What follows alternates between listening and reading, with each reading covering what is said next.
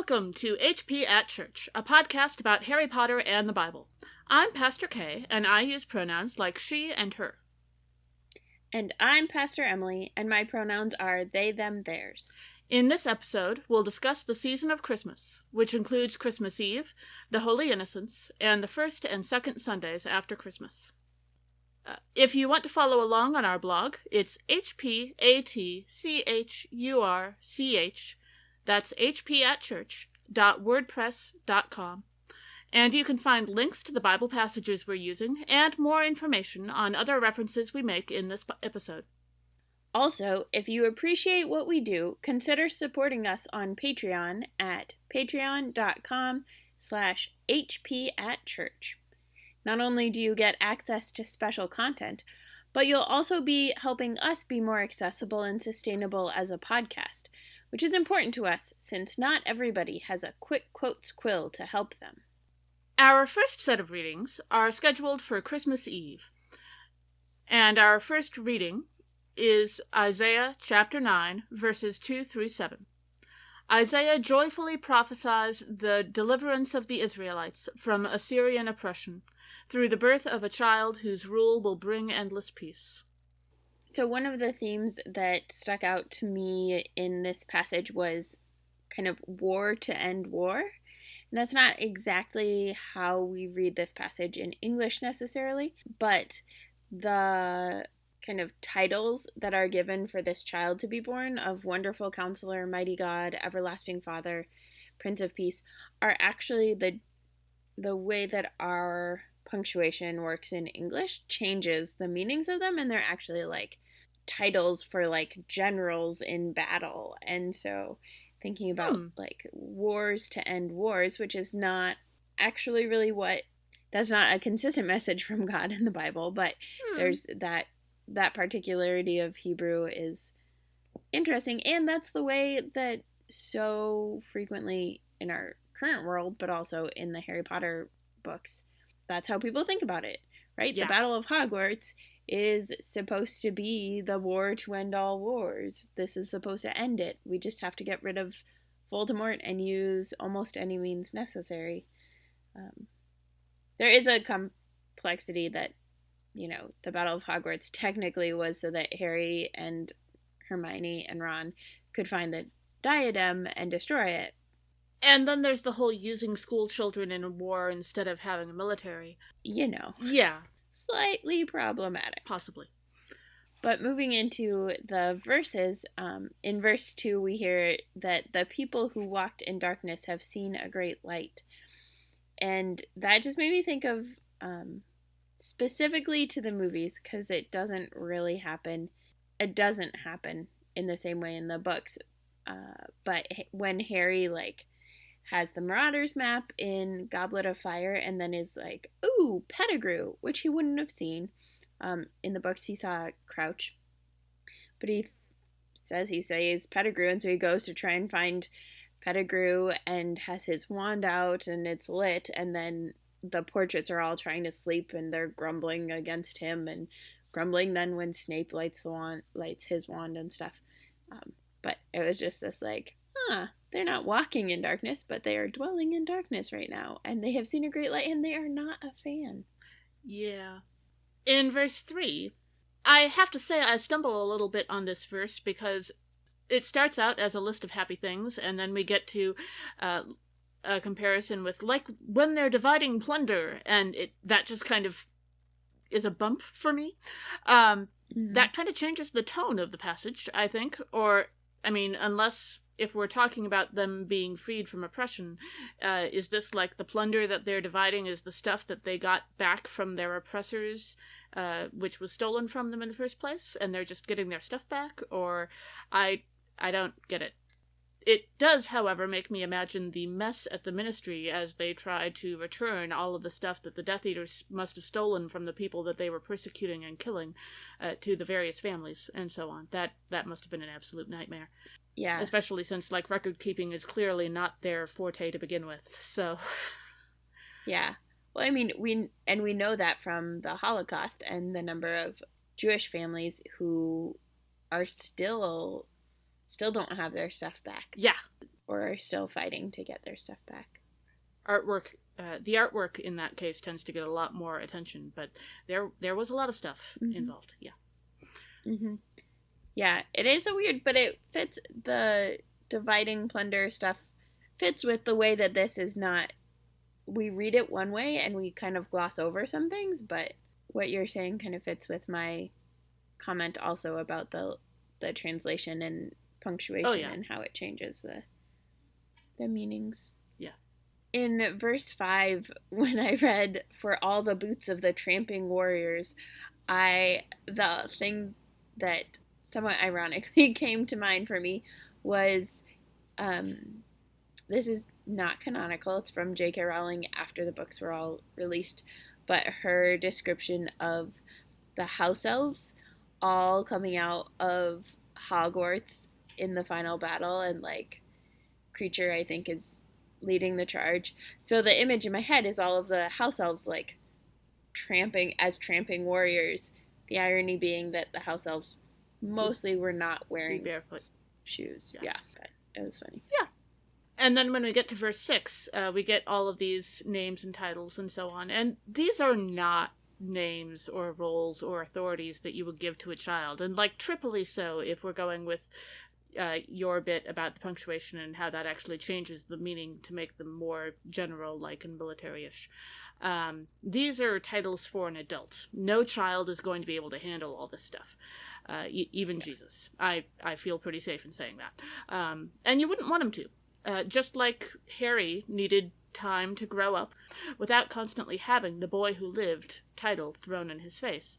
Jesus needed to grow up in a somewhat normal childhood in order to fully embrace being human, which I figure actually kind of explains why the people of Nazareth wind up being confused about him claiming to be the Messiah later on, because of course Mary didn't tell most of them, right? Like, that there is no way that you go around telling your neighbors, by the way, my kid is the Son of God, and you don't wind up with some very, like, that kid would have an absolute nightmare of a childhood. Yeah.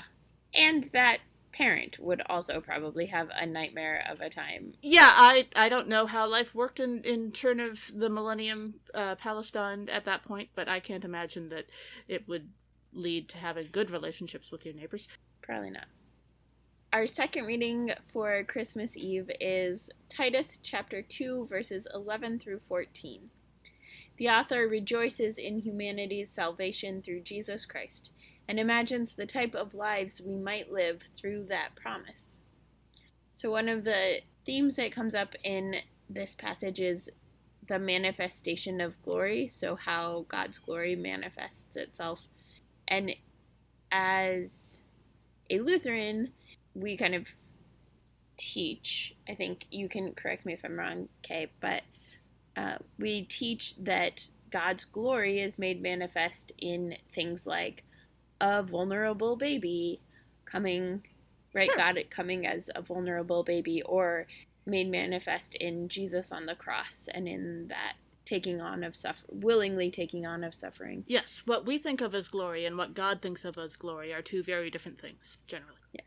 And so then in Harry Potter, when we think about the manifestation of glory, it's like Draco's hand of glory that only lets him see, or the glory of the Quidditch Cup and the Triwizard Championship. And it's interesting because those each, like, there's a way in which frequently those are kind of marred by other things. So the Triwizard Championship especially, like, there's this glory, but also Cedric dies, and so it's not the full glory that we might expect from the books. And Draco's using the Hand of Glory for ultimately to kill Dumbledore. Yeah.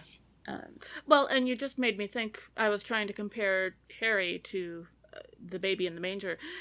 How much do you want to bet that they did a certain amount of investigating on the onesie that Harry was wearing when he defeated Voldemort as a 1-year-old? because, like, on the one hand, yes, it might be that Lily did a thing that protected him at the last minute, and that's why he has the scar. But also, you'd be wondering to yourself, is there, like, some kind of special magical ward on the onesie he's wearing? do we want to check that before we decide, where to put him for the rest of his childhood, based on a blood pact that we don't actually know for certain exists, because no one was actually there to see it except for the 1-year-old. Yeah, who's clearly not talking. Yeah, well, there might be a spell for that, but man, I wouldn't want to do it. Nor would I. Yeah, so I hope they did some testing on the onesie. Me too. In verse 11, the author talks about, "For the grace of God has appeared," and I love the Desmond Tutu stated this definition that we used at Rainbow Trail Lutheran Camp when I was working there.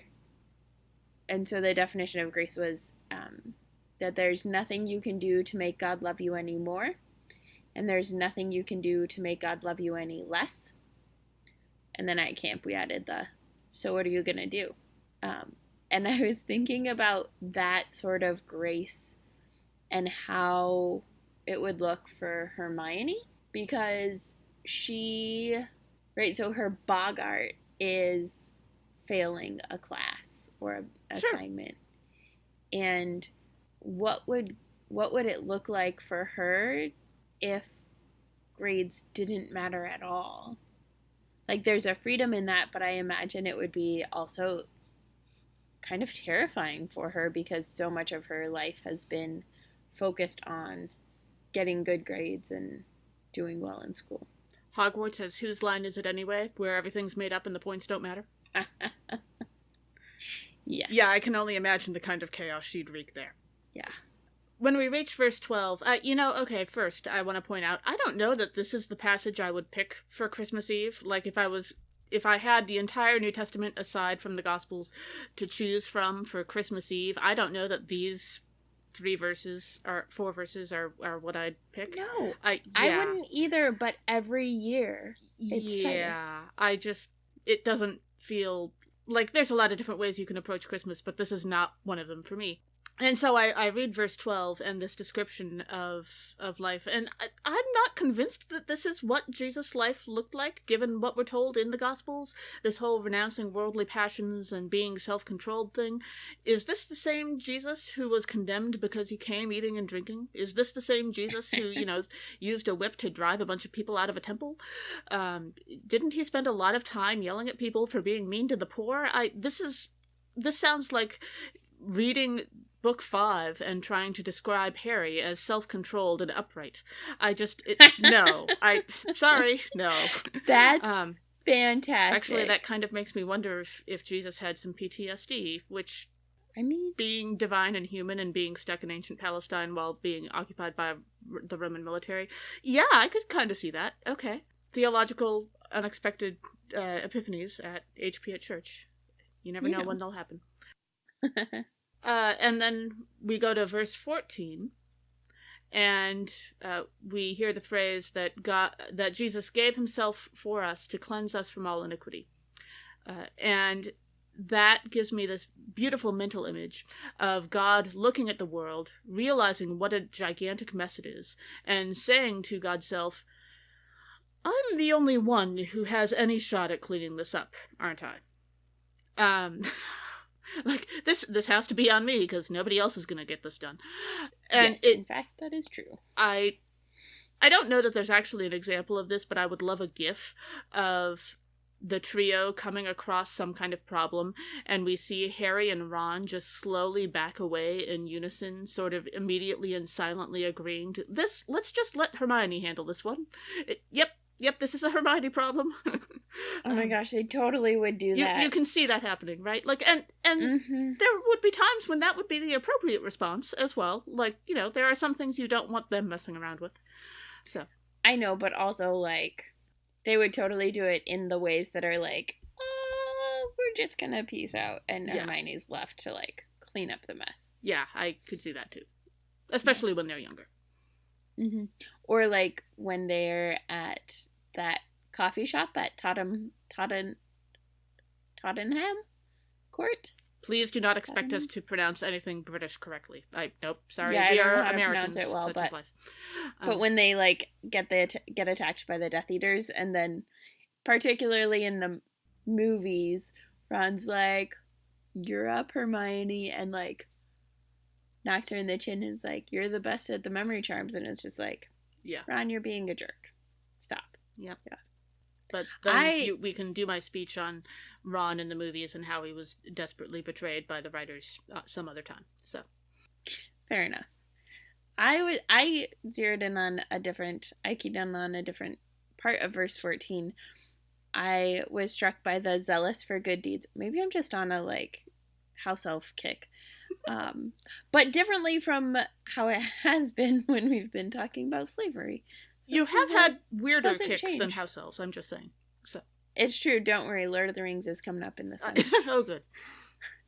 But in verse 14, it talks about being zealous for good deeds. And so then I was thinking about the house elves, because they are the characters in the entire series who are the most zealous for good deeds, particularly if good deeds entail feeding people. So thinking about like the visits that the trio make to the kitchens, and the house elves are like feasting, like foisting food on them. Yes. And even when they're like, the trio are in, particularly Hermione, are insulting the house elves and their like understanding of the world and like life, like worldview, they still are like giving them food even as they're like shoving them out the door. Yeah. Zealous for good deeds and good food. Absolutely. Our gospel reading for Christmas Eve is Luke chapter 2, verses 1 through 14, and possibly also verses 15 through 20. God comes to us as a baby born among livestock and announces the good news to shepherds who are keeping their sheep. So a theme that happens with this, as you mentioned, is good news being told to shepherds, particularly acknowledging that shepherds were outsiders in that time period. And so thinking about the way news travels in the magical world, most of the time the news that was true was not being told to the insiders because they were reading the Daily Prophet. But it was, right, Voldemort's return, the first person to know about anything about that really was Frank. Yeah. I mean, Bertha Jorkins, but she's immediately killed. Well, Frank is also immediately killed. This is not a good track record for outsiders getting news first. On the other hand, it is very, on brand for Voldemort. Yep. So. Yeah, but even like Harry and Hermione and Ron and all those who are resisting Mrs. Fig are all the unexpected ones, and they're the ones that know the truth. Yeah. Also, I love this passage because the beginning of it, especially because there's just so many like lovely coincidental connections to Harry Potter. So Verse 1 begins with, "A decree went out from Emperor Augustus that all the world should be registered," which, of course, decrees and registration make me think of Umbridge, who had both a million educational decrees that were all then repealed, but also who was in charge of the Muggle-born registration. And both Emperor Augustus's registration and Umbridge's registration were probably equally as bad, or at least had the potential for equal evilness, because in that time, any census in biblical times was either for taxes or for war, and when you're being occupied, taxes will make you completely economically distraught. And so, yeah, as opposed to the American census, which is coming up, which is about making sure that you have proper legislative representation. So we are not saying that about the American census. In theory, yeah. Ideally, if we got rid of all of this voter suppression, that is also paired with. Yeah, but you're going to need the census in order to do any of that. So. Yeah, our census is different. That's why I had to go back and be like, in that time period when I was first prepping. Yeah. The other piece that's right after that is kind of situating it in its time and space. And so it's while Quirinius was governor of Syria, and of course, whenever things like this, where it's a direct connection, come up, you have to make it explicit. And so Quirinius, Quirrell, I don't think was old enough to have been governor of Syria in biblical times, and also Harry's dark arts professor, particularly given Probably his... Nicholas Flamel would have pointed that out at some point. Yeah, and Nicholas Flamel even was only, 666 years old. Mm-hmm. When we reach verse 7, I'm reading this passage and I'm thinking to myself, so what this is saying is that if Jesus was born in the wizarding world, what I'm getting here is that he would be born in the animal pen just outside of Hagrid's hut, right? Like, among the livestock, and laid in a manger. And can you imagine Hagrid with little baby Jesus? My gosh, that'd be wouldn't adorable. Mary and Joseph, don't they need a Hagrid to, hang out and help out and be useful, and Hagrid being useful after the birth? And I always think that they could use an extra pair of hands. That makes sense. I think Hagrid would be a lovely nanny. Well, and speaking of nannies, shepherds are kind of like nannies for sheep. And you know what else shepherds are like? Bowtruckles for wand trees, and Ents for the trees in Lord of the Rings. You're welcome. Well, it's been a while since I had the Lord of the Rings game, so sure. I gotta And then we reach verse 12, and we read that Jesus was wrapped in bands of cloth.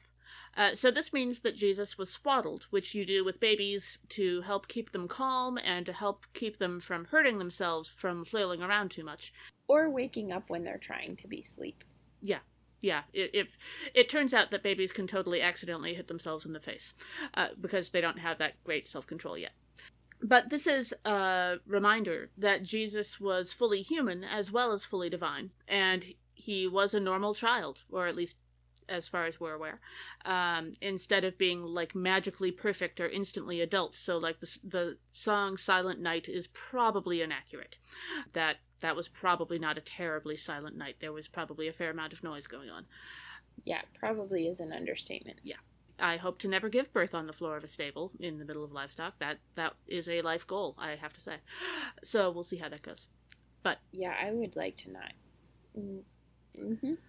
Concur. Also, modern medicine. Yay! Just like Harry was allowed to be a normal child instead of being magically perfect. And magic was totally an option because Dumbledore tried to protect him from being expected to be more than normal during his childhood by having him be raised by Muggles. Now, granted, they turned out to be the wrong Muggles, but the idea of trying to protect Harry from that wasn't actually a bad one. Yeah. Not the worst thing Dumbledore's done to Harry. That was a perfectly reasonable part of the decision. The rest of the decision-making process turned into a mess, but that part of the decision was fine.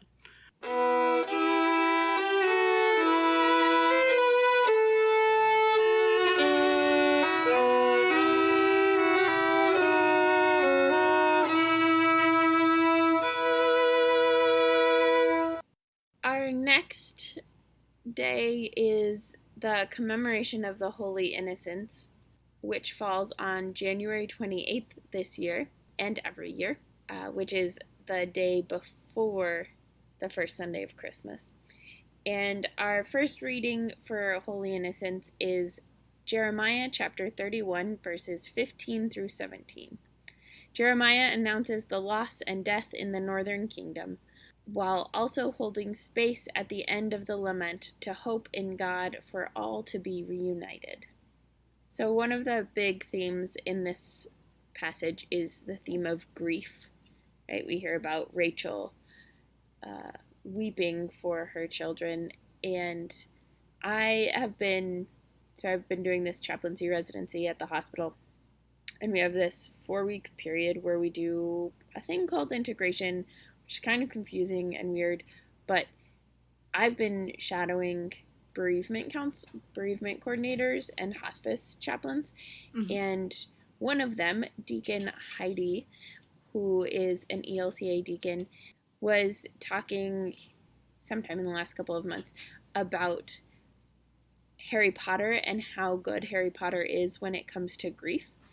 So not only does Harry Potter do the books have like different examples of what grief could be like, but also the whole of Harry Potter is Harry's journey of grieving his parents who he never knew and getting to know his parents as part of their grief process, which is this beautiful thing that not everybody gets to do. And so it's a great way to kind of journey with people through grief for that.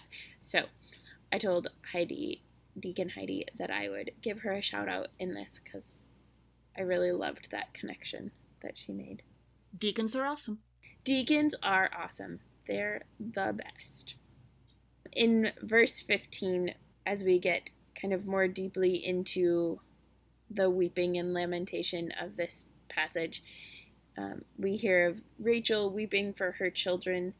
And I was thinking about what children are wept for in the books, because I think we don't have a lot of parents weeping for children, right? Because Harry lives instead of dying. Fourth book. What was the painter? What was his name? Amos Diggory. Amos Diggory, yes. Yes, that's a really good one. And I think actually, I guess maybe the Creevy brothers are that old. They're not that old yet.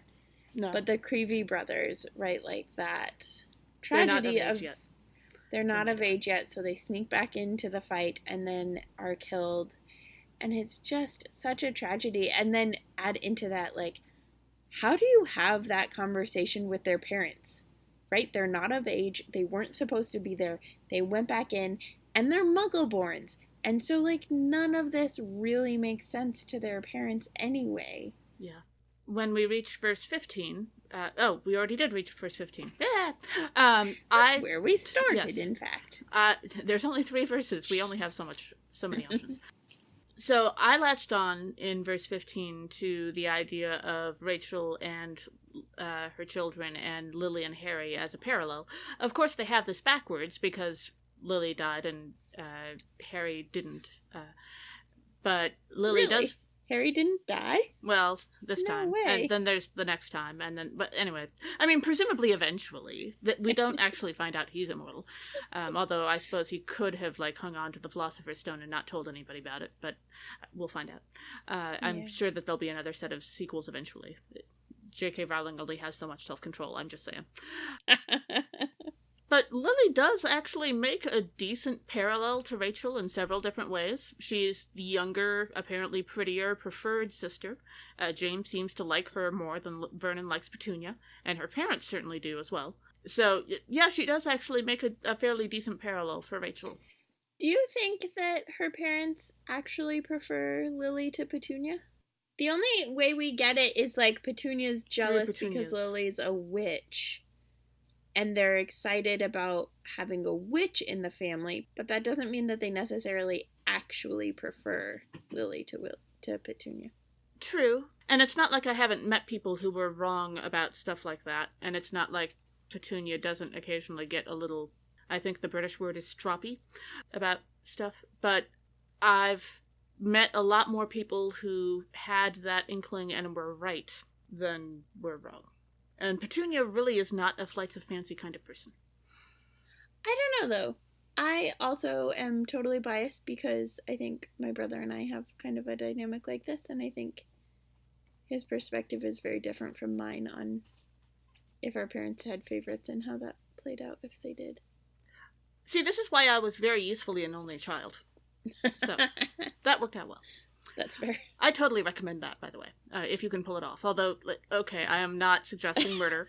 That was not where that was going. I'm just saying that if you, while still a small child, happen to convince your parents that having another kid would be way too much work, then hey, that works out really nicely. And then as we continue into the passage for the next verse as well, so verses 15 and 16, there's always been something vaguely uncomfortable about this passage for me, and I think I finally figured it out. So it says Rachel refuses to be comforted. And then what does God do? God comforts her anyway. Not that listening to women has been something that the Bible's ever been particularly well known for, but you'd hope that God could just give her a minute, you know? and let her grieve. And I realize, yes, that this is a imagery. It's not, we're not actually talking about Rachel herself, but if anybody tried to interrupt Molly Weasley after Fred died, I'm pretty sure that anyone else standing nearby would promptly vaporize them, right? We are clear on that. So Molly would vaporize them. Anyone else would try their best to stop them to save their lives. Yes, well, Molly's a little distracted. I think if she's not on top of that right then that's fine. But no, I know, but like if somebody actually tried to interrupt her, right then, yeah. So let's just as a suggestion, if you are ever confronted with a grieving parent, give them a minute. Mm-hmm. I'm just saying that sometimes God does not follow human rules, and I think this is one of them. So, yeah. So in verse 16, the part that I noticed was the encouragement or comfort that they shall come back from the land of the enemy. And I was thinking about that and how, to a certain extent, that would be Narcissa's perspective, right? That Draco is at Hogwarts, and for the purposes of the Battle of Hogwarts, that is enemy territory, and so her son is in the land of the enemy. And the comfort is that he won't stay there, partly because she's gonna like go grab him and then they're gonna just like peace out. And our New Testament passage for this set of scripture is from 1 Peter chapter 4 verses 12 through 19. The author distinguishes between suffering brought on because of sin and suffering brought on because of faith. The latter is still unpleasant, but we can take heart that God understands what we're going through because Jesus has been there. So the theme that I noticed in this was suffering, and particularly the nuances, kind of as you mentioned, of whether suffering has a purpose to it. And I think the nuance that I tease out is if it's involuntary suffering, so like almost all of Harry's suffering, pretty much. No, because that's abuse, and that's not redemptive, and that's not voluntary. It's just suffering. Right. And so I think that's one of the important things to name explicitly in this passage, but to also be aware of, because so much of Christianity and biblical texts are, if not centered around suffering, very heavily focused on suffering, and how it can be a good thing. But I think it's too easy for us to go that route, and then it ends up harming people who are vulnerable and suffering for no reason, for bad reasons, because they shouldn't be suffering. Right. Almost all of Harry's suffering. Like, he did have one or two detentions that were totally reasonable.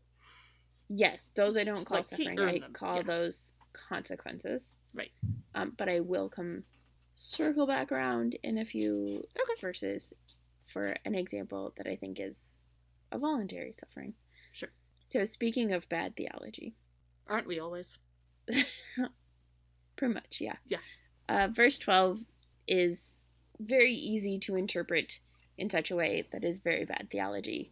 It says, "Do not be surprised at the fiery ordeal that is taking place among you to test you." And I think it goes into the bad theology of like God tests us, which is not what I believe, but instead that God is present with us when we are suffering, not because God causes it to see how we do or for any other reason, but simply because God is present with us all the time. Right. So that one was the example that I came up with, was Umbridge's torture of Harry, right? That is not good suffering. It is not good testing. It is just cruel and abusive. Right. Yeah, I read that passage and may have had a slightly more cynical turn to my thoughts for it, because I heard, "Do not be surprised at the fiery ordeal that is taking place among you," and immediately heard, "Not to say I told you so, but Voldemort's back," kind of echoing through that. Don't be surprised. I'm just saying, I've been saying this for months now. I think that your take is at least somewhat more hopeful about the human race, I guess. I don't know. I mean, I try. Optimism is probably good.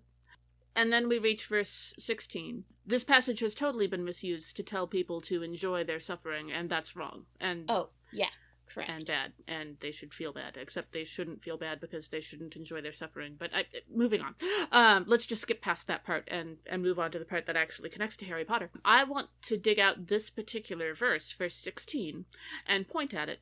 Do not consider suffering for your faith to be a disgrace. If you do something in faith, and then someone tries to shame you for it, you don't have to go along with that. If you are told that you are too generous or that you are too gentle, there's nothing to be ashamed of in that. Like, other people might think so, but any Christian wouldn't. Plenty of people certainly could have shamed Harry for continually trying to offer Voldemort chances to reform and redemption. And frankly, I'm kind of surprised that they didn't, and it might have been that all of those moments tended to happen when people were, dying around him. Or trying not to. Yeah, so they were kind of busy, and maybe not paying him the most attention. But if they had, that still wouldn't mean that he should believe them and take that seriously. Like, no. Yeah. But also, right, the careful part about generous and gentle is Harry still has a boundary. He's not going to be so gentle or so generous with Voldemort that he lets Voldemort kill him again. Or lets Except Voldemort for the one hurt time other where people. he did it on purpose. Yeah. And so I think that's an important, like... Right. I do think you could be too generous or too gentle if you let But a all of lot your of boundaries times when disappear. people are saying that, it's because they want you to be more cynical or more jaded. And I guess this is horribly ironic coming from me. But... because I might be a tad cynical myself. And more than a tad. But you don't have to be. That's, yeah. It's good to have people in the world who aren't. Mm-hmm. I may not be one of them, but that's a whole different conversation for my therapist. So, moving on. In verse 19, we get an example of something more akin to good theology around suffering. As the author says, let those suffering in accordance with God's will entrust themselves to a faithful creator. And so what is implied here, for me at least, is that it's a willingness to suffer and of voluntary suffering instead of non-consensual suffering. And it's a suffering for a larger purpose, right? So the one that makes sense for me is Harry's suffering when he is letting himself see in Voldemort's head in Deathly Hallows. So it's not every time that he sees into Voldemort's head or his scar hurts, but when he makes the conscious decision to say, like, nope, I need to see this. There is a larger purpose here, and I need to know what is happening, and so I will let myself go into that space, even though it hurts, even though it is suffering. Yeah. Our gospel reading for Holy Innocents is Matthew chapter 2, verses 13 through 18.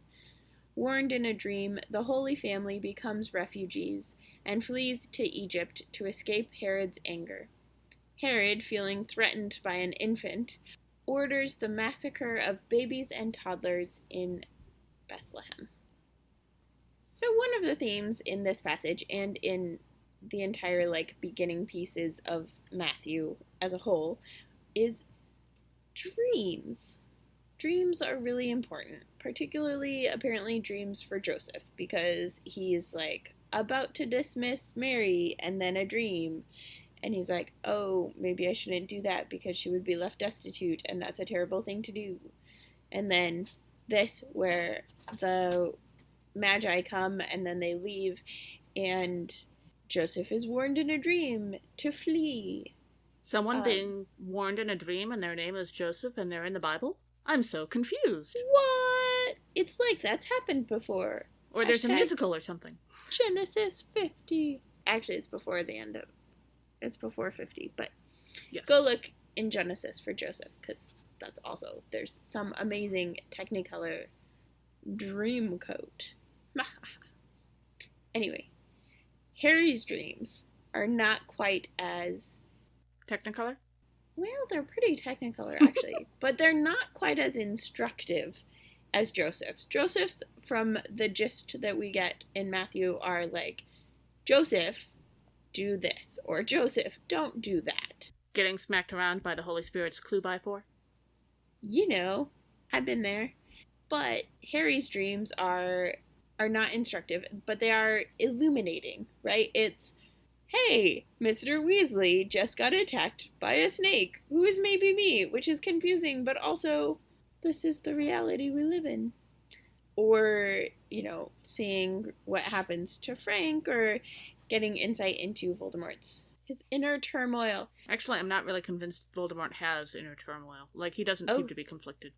Oh, he's super conflicted in Deathly Hallows, because he's like, uh-oh, somebody is figuring out who I am. What do I do? Do I finish going after Grindelwald or Grindelwald, or do I At that go point, back? he has turmoil. Yeah. In verse 14, so this is the second time that an angel has appeared to Joseph in a dream in the Gospel of Matthew. The first time, of course, as Emily pointed out, the angel was saying, hey, you haven't married Mary yet, but she's pregnant, but you should marry her anyway. It's going to be okay. You haven't married Mary yet. I like it. And Joseph just goes with it. Like, bless his heart. He just does it, and that's great. And don't you just follow the clue by four from the Holy Spirit? Well, the thing is, if it's a dream, like, I've had a lot of very weird dreams. Fair. Like, all of my dreams tend to be very vivid and strange and often disturbing, and although not always, and sometimes they're just, like, bizarre. I have a friend that once had a dream of a rain of frogs, and, strangely enough, the rest of the plagues of Egypt did not actually happen. Huh, weird. Yeah, so if it's a dream, I would hesitate a bit to take it seriously, because I have weird dreams all the time. But Joseph just runs with it, and I think that's great, and these must be really impressive angels and or really impressive dreams, because every time that Harry has a dream, he has to mull over it despondently for 3 chapters before finally getting a second opinion before he does anything.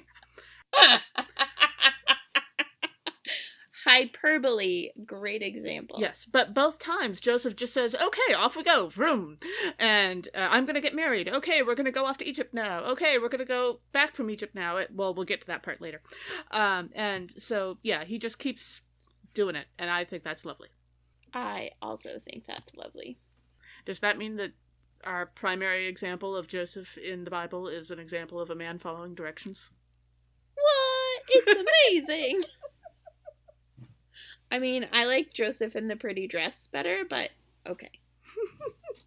That also works. I mean, he also followed directions. That's true, they did. So in the next verse, in verse 15, we get one of very many. This was to fulfill what had been spoken by God through the prophets in Matthew. Matthew is all about fulfilling prophecies. And so, like, all about it. Like, the entire book of Matthew is this is to fulfill this prophecy, or this is this connection to Exodus and Moses. But more explicitly, it's about fulfilling prophecies.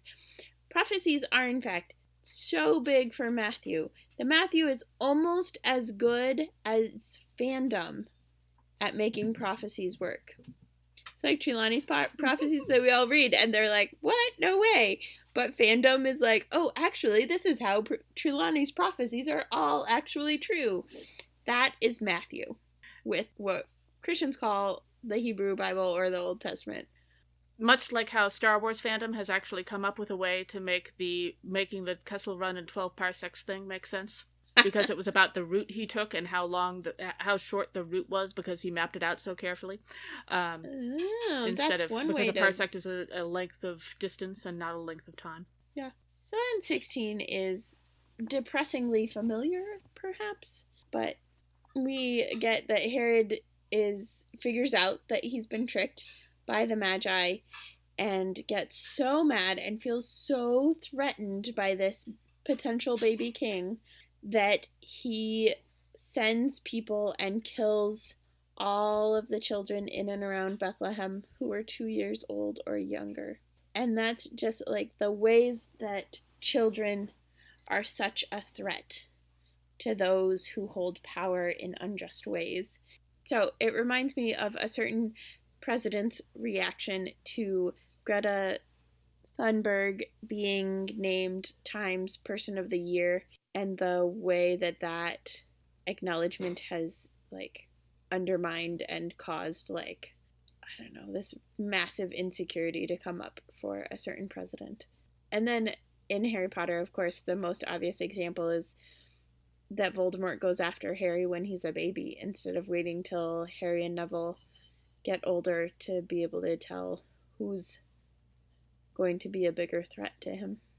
Yeah. Right. So when it comes to these few verses, this passage that's called the slaughter of the holy innocents in the Bible, in the Gospel of Matthew, we're reasonably sure that the actual massacre may have never historically happened. We don't have a historical record of it, and something that noticeable we probably would at least have some reference to somewhere. And the way various dates line up with Herod and Jesus and the various Roman leaders and so on, it's unlikely. But it feels right. I'm not explicitly saying this because of Emily's point just now and how it seems to be relating to current events, but this is totally something that an unjust ruler would do, right? Mm-hmm. And because it has happened throughout history, even if this is not exactly true, it has happened. Even if it's there's a lovely line which I think I've referenced before from one of the Anne Shirley books by Ellen Montgomery, where she says that all fairy tales are true. It's not about whether or not that actually happened, but they have truth in them. And this is one of those stories. There's truth in it. Yeah. I have to imagine that stories like that would pop up about the second Voldemort and Harry and Voldemort and all of the others afterwards. And so I kind of wonder what kind of like rumors and stories would wind up. Like we get a couple of little things here and there throughout the books about rumors about Harry. In the years to come afterwards, you'd have to imagine that all kinds of really interesting stories would come up, and the ones that would last would be the ones that felt right. You know? Mm-hmm. Yeah. So I would love to, like, if J.K. Rowling ever gets bored and decides to make another sequel, that would be an interesting choice, like a history of the second Voldemort from the point of view of someone written 90 years in the future or something, with all the various embellishments. That would be fun.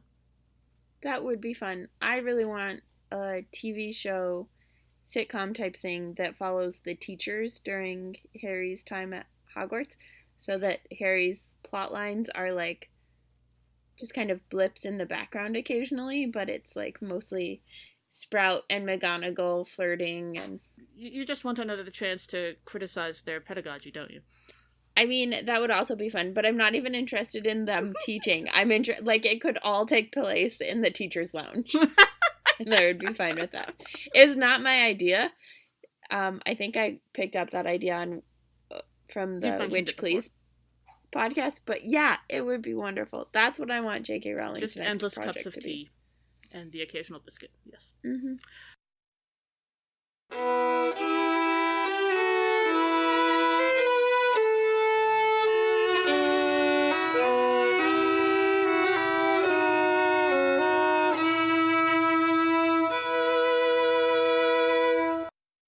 Our next set of scriptures is from the first Sunday after Christmas, which this year falls on December 29th. Our first reading is from Isaiah chapter 63, verses 7 through 9. Isaiah reminds us that God is truly present with God's people and shows them mercy and love. So a theme for this passage is saving presents, and the way that God's, as you mentioned... Not Christmas presents. No, the other kind of presents, that God is present in a way that saves the people. And the professors do this frequently while Harry's at Hogwarts. Whether it's like Flitwick does it when Harry gets the broom and there's like trouble brewing because Draco's jealous and wants to get him in trouble, and then Flitwick shows up and is like, oh yes, I remember Professor McGonagall told us about this broom. But I think Flitwick and McGonagall both are just particularly good, especially in the Great Hall, at paying attention to what's going on with students and just like being present so that it de-escalates a situation. Yes. And in verse 7, we get from Isaiah this: I will recount the gracious deeds of God, the praiseworthy acts of God. And this like idea of regaling someone with the stories of triumph of a particular person or entity. And it reminded me of Mad-Eye Moody in Order of the Phoenix at the prefect party. It's different, or in the movie, but in the books, he has the picture of the original Order of the Phoenix, and so is showing Harry the thing and is going through like, oh, these are who all these people are. And it's slightly different because it's not regaling with stories of triumph. It's like naming people, but then like this dawning realization that like most of them are dead now. But yeah, that kind of look at all of the things of wonderfulness. Yeah. Yeah, I read that verse, and the thing about I will tell you about all the great stuff that blank has done for us because blank did great stuff for us is it works for God, but it doesn't so much work for people. Like, you can't ignore the imperfections of people, because that's how you get people put on pedestals and worshipped, and that never ends well. Which is part of why we spend so much time giving Dumbledore such a hard time on the show. When we tell the stories about the great stuff that people have done, we also have to tell the stories about the mistakes that they made, is my point. If we're going to represent people, we have to represent them as people and not as a ideal or as a it's not the same thing as objectifying a person, but there's some parallels. You turn them into an example instead of being a person. And it's like I don't want to exactly equate that with objectifying a person in the sexualized way. But it keeps them from being human. It takes away their humanity, right? We do this. And that's the bad part. And it's a strategic thing, right? Like that. This has happened with Martin Luther King Jr., where yes, he has become so aggrandized and made to be perfect, and the way that that plays out is that nobody can ever be as good as him, and so nobody ever tries, instead of the realization that no, he messed up. He was not necessarily faithful to his wife. Like, there were complicated things about who he was, and he still became a leader, and he was able to lead in this particular way, which actually, like, owning those faults actually opens up the space for people to own their own faults and become leaders instead of thinking that we can't. So it's a strategic thing by people in power when it comes to like people who resist. But I think that's also like a lot of my friends who are pastors, when somebody famous dies or when somebody who's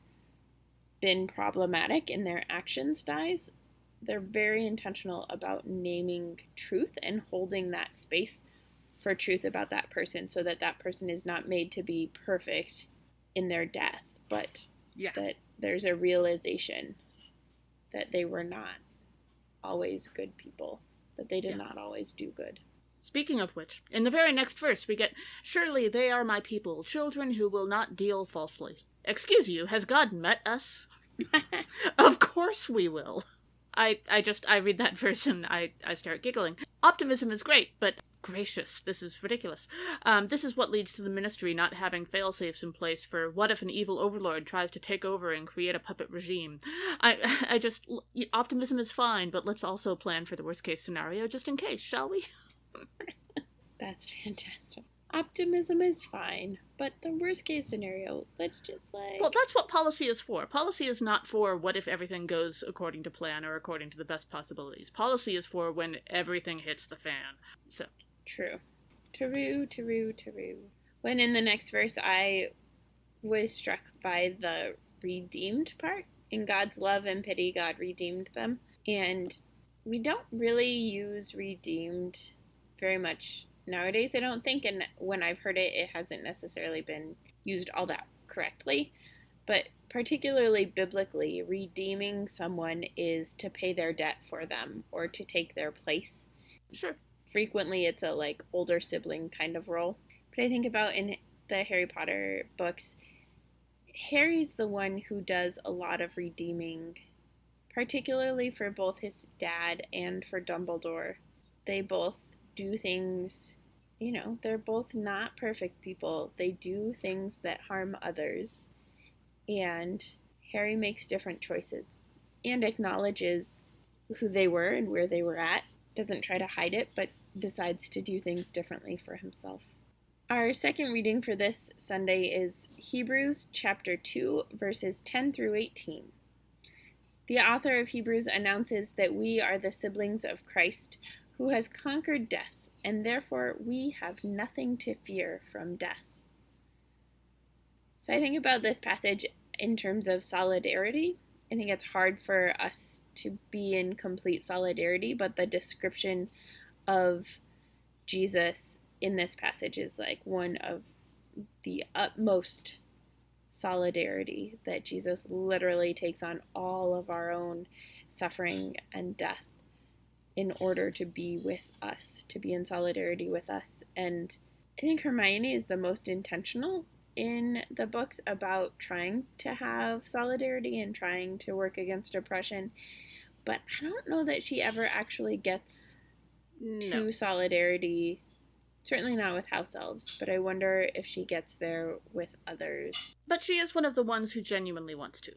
She wants to, and I hope that she learns to, but it's, yeah, I wonder if she ever does get that. I mean, most of us get significantly more mature after we hit 18 years old, so. That is also true. In verse 11, the way that the author describes this is as the one who sanctifies, which is to say Jesus, and those who are sanctified, which is to say us, all have one parent, that we all become siblings, and Jesus is not ashamed to call us siblings. And there's this like clear leveling of the playing field. And I was thinking about when that leveling of the playing field happens, or if that happens in Harry Potter, and I think it does to a certain extent when the trio returns to Hogwarts in Deathly Hallows, where they're on a mission. It's a mission from Dumbledore. They're not there as students. They're done with that learning, except that Hermione goes back because she's Hermione, and of course. Right. And they engage particularly with McGonagall in such a way that she kind of acknowledges and recognizes them as at least closer to peers, if not actual peers. When we reach verse 12, we hear, "In the midst of the congregation I will praise you." Now, this is high praise, because if you say anything at all, in the middle of any congregation, in my experience, you're going to get at least 12 opinions back from any 6 or more people, most of which will disagree with you, and at least one of which will have nothing to do with what you just said and everything to do with what that person had for lunch that day, or something else, equally irrelevant. As Harry learned when he started telling the whole world that Voldemort was back, and had to deal with all of the blowback from that, and also Luna's thoughts about radishes as earrings. I do love Luna, but she does get a little off track sometimes. I mean, I'm sure they made lovely earrings. On a less hopeful note, in verse 14, when people are described as the children, it's described that the children share flesh and blood. So that we share flesh and blood with Jesus.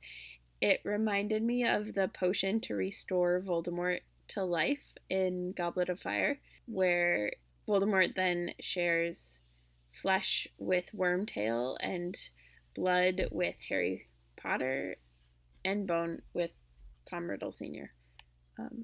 But that, like, the sharing of flesh and blood was, it's not how it was intended, but that's where my brain went. When the Bible is talking about sharing flesh and blood, it's not talking about cannibalism, at least in this particular part of the... Well, nor was I. I wasn't talking about cannibalism. That wasn't the piece of this. Well, if you're eating a potion that has human flesh and blood, I don't know that he consumed the potion. He was placed into the potion. Okay.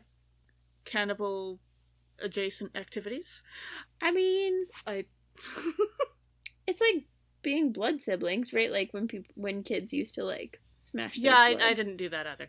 I didn't either. I'm just saying, like, this is not about cannibalism, and I think you falsely inserted cannibalism into this conversation. You're the one who brought up and then we have the blood from this person and the bone from this person and the I flesh know, from that but person. it's not cannibalism. Okay.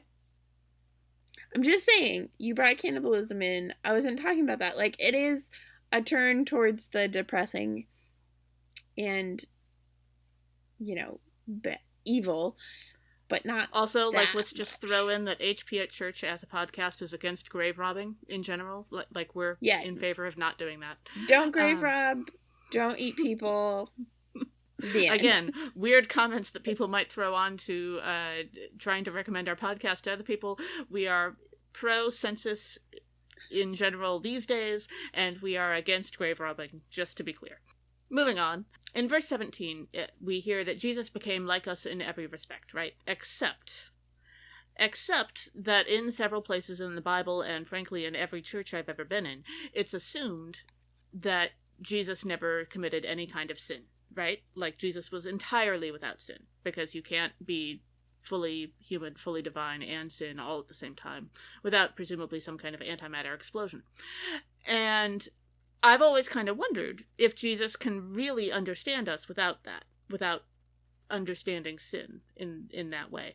Like, I get that Jesus understands suffering. It totally, having heard the descriptions of what a crucifixion was actually like, oh my goodness, yes. But yeah, this reminds me of like how Harry had to become one of them in order to save the wizarding world. They never would have listened to him if he was a squib, right? Oh, definitely not. He had to become one of them. He had to go through Hogwarts. He had to do all the stuff. But does he ever fully assimilate? Or is he always just a little bit other? Like, there's the question of whether anyone raised by muggles ever truly, fully assimilates into the wizarding world. But Harry's also a special case because he's the boy who lived. So, you know, on the one hand, he's one of them, and on the other hand, he's also a special case. So I don't know. Yeah, I'm not sure. So, speaking of, our gospel lesson for this Sunday is from Matthew chapter 2, verses 13 through 23, which basically is the same gospel reading we just heard in the last set of scripture, except with a few more verses tacked on at the end. Because it's important, and we really want to dive deep into this. Actually, I kind of find these last verses interesting, yeah. After fleeing to Egypt to escape Herod's massacre of innocent children, Joseph learns in a dream that Herod has died, and the Holy Family returns to Israel, and, avoiding Herod's son, goes to Nazareth in Galilee. So a theme here is the politics of safety, and thinking about the dreams and the way that Joseph and the whole Holy Family move from one place to another for the sake of safety, and change their plans, likely while traveling, in order to try to be safer and to stay safe. Yeah. Which is a familiar thing for many immigrants, especially of trying to cross dangerous places and stay safe and be safe from tyrannical governments or others who might seek them harm. But I was thinking about like the powers in the magical world where it's just like from the frying pan into the fire with like fudge into scrimgeour into thickness, that like it's dangerous in different ways, but there's this kind of repeating danger, reoccurring danger from the ministers of magic. Yeah. When we reach verse 20, we hear that those who were seeking the child's life are dead. Which kind of reminds me of Sirius handing Harry off to Hagrid, only of course in that case they weren't actually dead, they just thought they were dead, and would also come back and try to ruin his adolescence. But mostly dead, I guess, is if we're going to go with a Princess Bride version of... I think mostly dead probably fits. The one seeking the child's life was mostly dead. Yeah, that sounds right. And then in verse 22... here we get a hint of the idea of Jesus growing up like a country bumpkin. There's a variety of theories about how would Jesus have been perceived when he started coming into new communities and preaching his radical ideas. And one of the ideas is that by growing up in Galilee, he would have had a Galilean accent, and people would have seen him as something of a country bumpkin because Galilee was sort of way out there in the wilderness, basically, instead of growing up someplace cultured and interesting like the big Jerusalem. City. Yeah. So here we get a bit of a hint of that. Galilee is so far away that even Herod's kid wouldn't notice that they showed up there. And it makes me wonder about what the British stereotypes are of Surrey, which is where Harry grew up. Is like I tried to do some research on this when I was younger and trying to figure out fandom and all that, and I think I remember something like running into British people saying that basically the Dursleys are the ideal archetype of people from Surrey. Oh. in terms of, wanting their lawn to be perfect and being obsessed with what other people think about them. And I'm sure that is, horrifically stereotypical and Yeah. not perfectly accurate. I'm at all, also, but... like, not at all surprised, because that seems like the kind of thing that J.K. Rowling would do. Yeah, yeah. But I would be interested in learning more about that kind of thing, because I think that would say a lot about who the Dursleys are. Mm-hmm. So when I read verse 22, I was thinking about so Joseph is told, hey, you can come back now, it's all safe.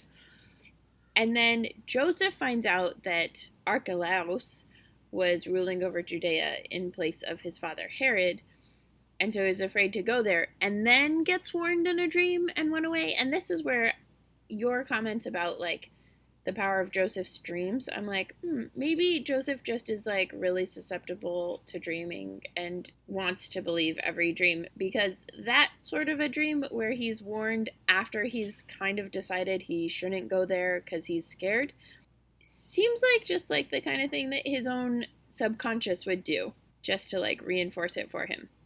So it's like one of those, which came first, the dream or the danger? And was one just there to confirm the other? Which then the, like, Harry Potter equivalent is, which came first? The prophecy about Harry or the resistance to Voldemort? See, I thought you were going to say which came first, the dragon or the egg. I thought about it, but...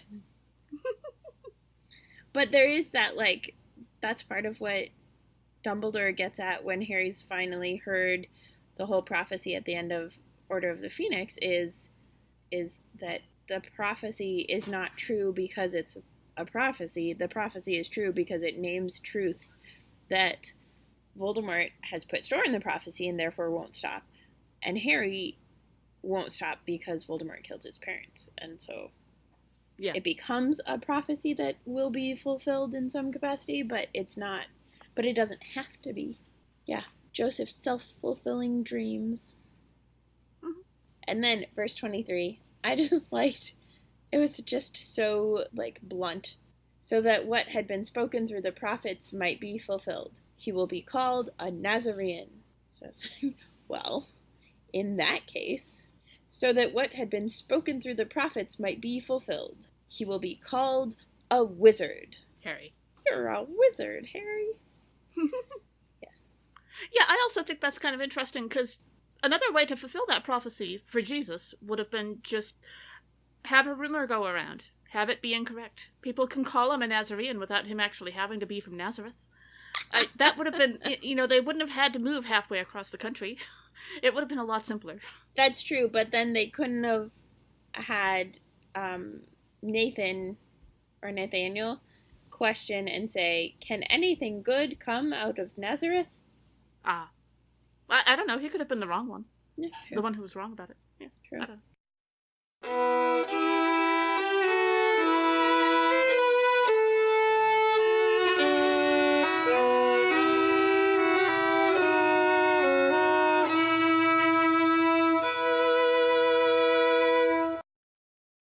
Our final day is the second Sunday of Christmas, which falls on January 5th this year, or next year, because this episode is going to come out in 2019, so it's next calendar year. Oh, it'll definitely come out in 2019. So it's next calendar year, but this church year, so whichever year you're thinking of, this or next year. Our first reading is... And people say Christianity is complicated. No way! Our first reading is from Jeremiah chapter 31, verses 7 through 14. Jeremiah announces God's plan to reunite all the people of God together again, no matter where or how they were born, to rejoice together. So one of the themes in this passage is conflicting emotions. So we get joy together, and we get sorrow, and we get kind of a whole mess of emotions, which is very accurate to most of life. But I also was thinking about, because we're recording this in December, and it's the Christmas episode, and so thinking, and I've been hanging out with people who are going through some sort of grief a lot lately, and so thinking about the way that the holidays are a complex mixture of seemingly conflicting emotions, where there's joy maybe at seeing family who are spread out, but there's also like sorrow at for the ones who are not able to be there, or the ones who have died, and just kind of those complexities that Jeremiah kind of gets at. And then as we get into the passage in verse 8, Jeremiah talks about those with child and those in labor together coming back, and they've been in exile, and so coming back from exile. It reminded me of the way that we talk about in this country a lot, like boomers, the baby boomers who were born right after war, but primarily they were born right after war because people were separated, and so they couldn't make babies if they weren't in the same place because, physics and biology. They hadn't come up with IVF yet? Yeah. But a lot of the times, actually, there's an increase in pregnancies and births when there is a crisis. So I think about, I was volunteering in Postville, Iowa, after the big immigration raid in 2008. And there were actually quite a few people who got pregnant right after that. And it was, there's this way that I think maybe a lot subconsciously, but not just subconsciously, that people do have kids even in the midst of crisis and strife, because babies are symbols of life and hope for a different world. And so thinking about like Ginny and Ron and Harry, like their age group is all part of this, that they were born in the midst of the Volda Wars, the first Volda War. But then like Victoire, am I pronouncing that right? I don't know French. Just about. Somebody, you really should not be asking me because my French teacher despaired of me. So okay, well, I didn't even have a French teacher. Feel free to let us know. Just send us a voicemail or like a voice memo with the actual pronunciation, or Teddy Tonks even, right? That they are born in the midst of a war. I mean, yes, because they're symbols of hope, but also possibly because when you're distracted by lots of stuff going on, you tend to pay less attention to birth control. Or you're more likely to use sex as a coping mechanism. Yep. Mm-hmm. Yeah. All sorts of different reasons that could have more babies. In verse 9, we hear of going in a straight path in which they will not stumble. Who wants to go in a straight path ever? Who wants to be straight? So, did I ruin it? For the record, I remembered that Emily made a few comments when we had comments about straight paths in our previous episode during Advent. But I was going to say, hey, look, it's John the Baptist's purpose in life. So the path being straight, as this passage explains, is so that people won't fall down or presumably get lost because they're busy crying.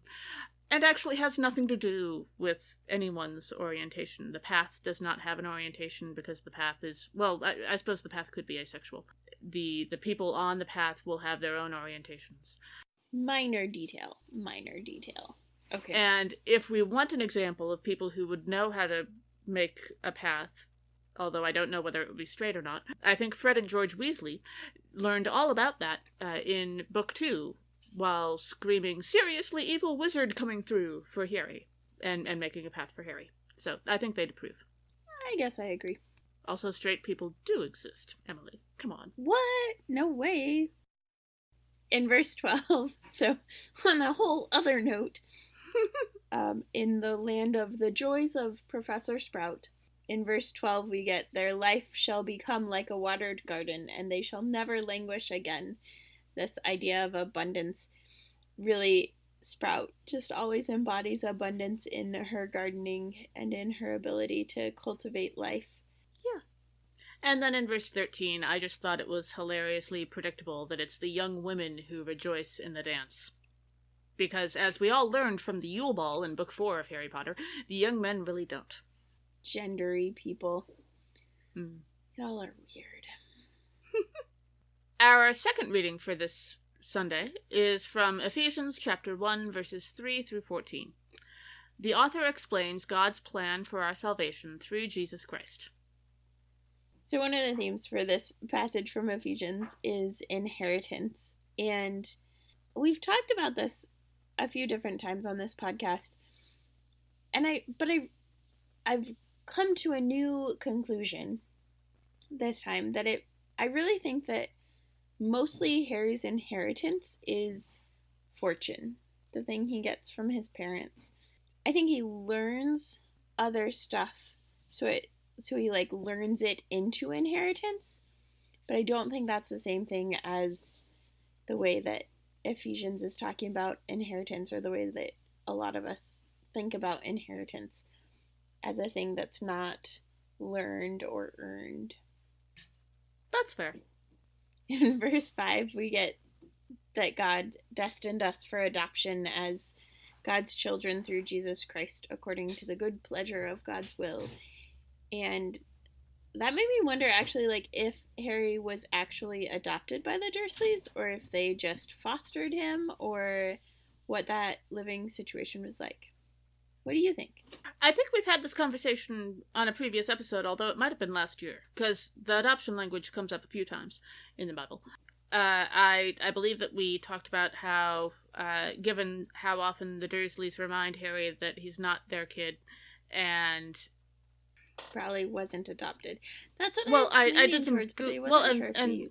yeah, no, I think I read somebody talking online about like British policy on adoption versus fostering versus family placement, that kind of thing, for children in the 90s, and it was very likely that he was placed with his closest relative, legally speaking, because hopefully Dumbledore was not actually in charge of this. But, they actually went to the Muggle government and straightened some things out eventually. Yeah, doubtful. And he would have been placed with them, but the option to officially adopt would have been up to the Dursleys, and it's pretty clear that they wouldn't have. Yeah. All right. So I'll buy it. But I will also take this as a chance to remind people that adoption through God and Dumbledore's half-baked, extra-legal, semi-foster care idea involving giving the Dursleys a kid they would hate are two wildly different things, and also that is not how foster care is actually supposed to work either. It's supposed to be a safe landing place while things get figured out, and that was never an option for Harry either, because his parents were, dead. So, yeah. The Harry Potter series does not do a great job of portraying adoption or foster care or whatever that was. So, no, they don't. As it should be in real life. And it's, like, really complicated, and so there's also the, like, acknowledgement that we need to make when adoption passages that reference adoption come up, that people who are adopted have a lot of different feelings and thoughts about their adoption, and that it could be potentially true. And when in doubt, let's listen to the people who have gone through it themselves, as in been adopted, rather than the people who have done the adopting. Mm-hmm. I'd rather listen to Harry than the Dursleys pretty much any day of the week. Not that all adoptive parents are the Dursleys, but yeah. But, yeah. Agreed. Well, and then, this is kind of funny, we both did the same 2 verses for this passage. So in verse 13, we hear that we were marked with the seal of the promised Holy Spirit. And so I was thinking about Harry's scar, which is like the mark that he has, but it's not exactly like a positive mark because it's a mark of being a Horcrux. So I was thinking about like what other more positive marks are, and the only thing that I could really think of was like Dumbledore's scar of the London Underground. But I don't know if Mad-Eye Moody's magical eye counts, but it seems to do useful things for him. Yeah. I looked at that verse, and I remembered that we had talked about Harry's scar and being marked by the Holy Spirit before. And I wonder if Harry's scar could be seen as symbolic. Like, I think in the books it's basically portrayed as an accident that it happens to be shaped that way. But it could be symbolic because I guess that might be like how a spell moves through the air. And so if it was made by a spell, then that's a symbol of the spell. And what if we were each marked with a visible scar by the Holy Spirit that was symbolic of the Spirit's relationship with us, like at our baptism? I could see that being really interesting if that was the case.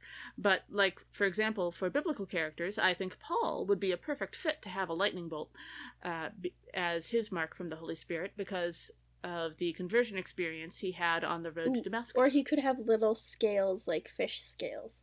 Because it was as if scales fell from his eyes. From his eyes. Oh, goodness. Yeah. Ow. I think he'd probably prefer a lightning bolt, just... On the other hand, it's Paul, so I'm not sure I care what he preferred, but still. Also true. That would be really cool, though. Yeah, or possibly terrifying. Or both. Cool and terrifying.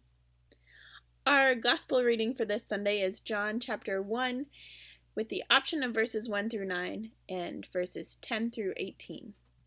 Rather than a nativity story of Jesus' birth, the Gospel of John begins poetically with the theological implications of Jesus' arrival as the Word made flesh.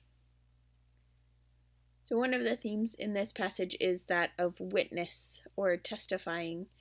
And I laughed when I think it was the first passage for this, in our conversation about Jeremiah, because we've had this a couple times where it's like, actually, little do you know, I'm about to talk about that very thing.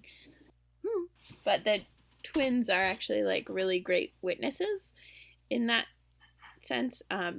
They witness to the absurdity for Harry as the heir of Slytherin, though it's also actually kind of true that Harry is the heir of Slytherin, so it's a complicated thing. But, like, that sort of a testifying or a witnessing of seriously evil wizard coming through. And then I think Hermione is a witness and testifies to Harry's abilities and Harry's power and gifts at teaching Defense Against the Dark Arts in Order of the Phoenix. Or Mrs. Fig testifying about the Dementors, which is a slightly different kind of testifying. But in verse 4, we hear a description of the Word made flesh, that in the Word was life, and the life was the light of all people. And so I was thinking about light and life and the way that souls are depicted, particularly in the movie, Prisoner of Azkaban movie, that when Sirius is surrounded by all of the Dementors and they are getting ready to, like, suck his soul out and trying to suck his soul out at the lake, the soul is this, like, bluish white, cloudy, watery, liquidy, plasma-y thing, magma-y thing that's kind of cool. So it was just a lovely image for me. When we reach verse 10, I read this verse and to rephrase it in a Harry Potter-esque way. Harry was in the wizarding world, and the wizarding world was saved from destruction through him, and yet the wizarding world didn't really know him. This kind of goes back to my earlier comment about, did Harry ever truly assimilate? He had so much going on in his life. Goodness. I kind of doubt that he ever just became another person on the street in the wizarding world. Yeah. And he did manage to save them from destruction, and yet he's also still not Jesus. So, it's complicated. Mm-hmm. Truth. Speaking of Jesus, Word made flesh, am I right? Yeah. When John talks about Jesus as the Word made flesh, I was thinking about the Word made flesh and dwelling among us, living among us, and the only thing I could come up with were in fairy, because... No, but wait for it. It's better than a zombie. Anyway, So I have been thinking a lot about words and the way that words make things happen, right? In Genesis, God speaks and creation comes into being. And in the magical world, you speak and spells make things happen. And so, like, the word becoming flesh, a spell to make something fleshy or alive-ish, the only thing I could come up with was in fairy. Which are evil. Yeah. But the logic is there, right? Like, my logic is not totally really wrong. The connections. And finally, also, when we read verse 14, we get this phrase, as of glory as of a father's only son. Well, Harry's a father's only son, too, and it didn't work out especially gloriously for him. So is James, yeah. On the one hand, being an only child is totally awesome. 10 out of 10 would suggest again, but I don't know that it worked out particularly well for them in particular. And, of course, when did it the really Bible work out well for Jesus? Well, he saved the entirety of humanity. He also got crucified. So, and he got better. I love that that's how you're describing the resurrection. He got better? I've seen Monty Python. I know how to do these things properly. Okay. I'm just going to say that the reason why they are describing being a father's only son as glorious in the Bible is, of course, patriarchy. Mm-hmm. The idea of primogeniture and that the father's son would inherit everything.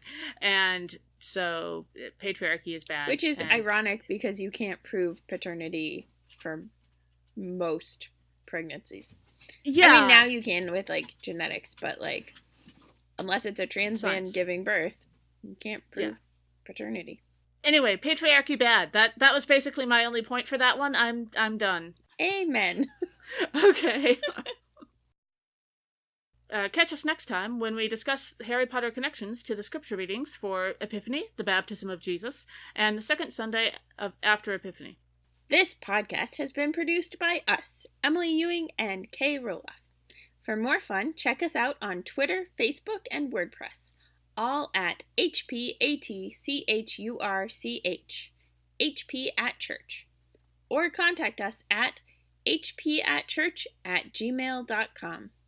This season, we're also putting our episodes on YouTube, where you can listen and see subtitles, so make sure you let your friends know and search for us.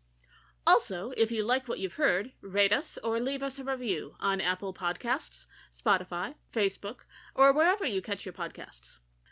As the ancient Christians said, Pax vobiscum.